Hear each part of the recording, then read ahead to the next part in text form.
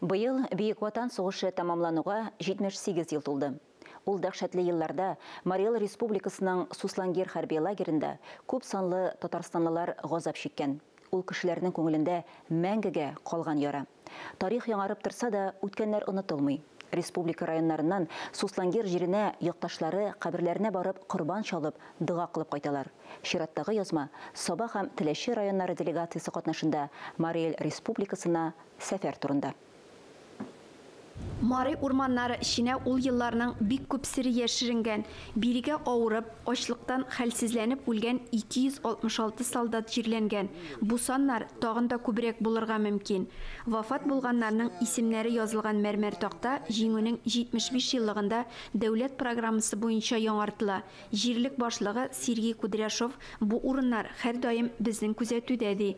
Алхамдулиллахи раббил аламин. Аулы Казан Ешкарала тимир юлы төзелә башлагач, 1927 елда барлыкка килә. 4 вагонлы паровозның урман эченнән узуы да мәгълүм. Сугыш башланганчы Көмеш күл янында хәрби полигон булган. 1941 елның августында хәрби өйрәнүләр лагеры барлыкка килгәч, бик күп солдатлар шул исәптән Бөгелмәдә формалашкан 31 номерлы запас полкта бирегә китерелә. Ләкин бу җирләр аның кадәр хәрбине кабул итәргә әзер булмый. 41 и 42. Потом в 42-м продовольственный склад сюда привезли. Биредәге ачлык, вәхшилек, командирларның кешелексезлеге үлемнең төп сәбәпчесе була.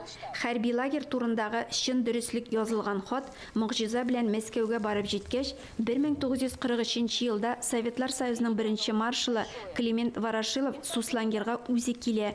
Хәрби бурычын намус белән башкармаган командирлар юк ителә һәм шартлар үзгәрә башлый. Benim eteğimde savaşın başlaganı savaş vaxtından beş gündən bulğamında Suslangirdə ona özü söyləgəni yox yemiş, ani söyləgəni bu inşağına biləm. Ani bunda eteğinin abisinin kızabazı yapay bilən alablar. Bizə kütürgənə aşağıda. İki rayon halkı istəlik taşları bilən tanıştı. Тирән чыкырга әйләнеп калган элеккеге клуб землянка урыннарында булды. Минем әти Мөхәммәд Сафа Нәбиулла улы. Әти үлгәнче ашлыктан курыктыйм. Сезне Алла сакласын. Ашлыкны күрә язмасын дип әйттем инде. Коръән ашын уздыручы Шафиковлар гаиләсе тарихында Суслангер тирән эз калдырган. Рифкат абыйның тормыш иптәше Гөлнур апаның әтисе Рауил Зарипов та була бирде.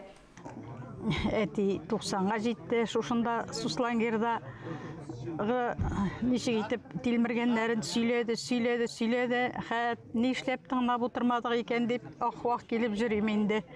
Минем бабам әни ягыннан Тимиргали углы Габделгалим 41 елны сугышка алынып, шушы Суслангер лагерына хезмәткә эләгән. Инде монда солдатларның ачлык галәмәтен бүген без монда гидның сөйләвеннән бик күп нәрсә аңладык, ишеттек. Һәр ел бирегә туганнары Суслангер җирендә газап шеккән яңа кешеләр килә. Марий урманнарында күпме солдатның өйрәнүләр узганы әле дә төгәл билгеле түгел.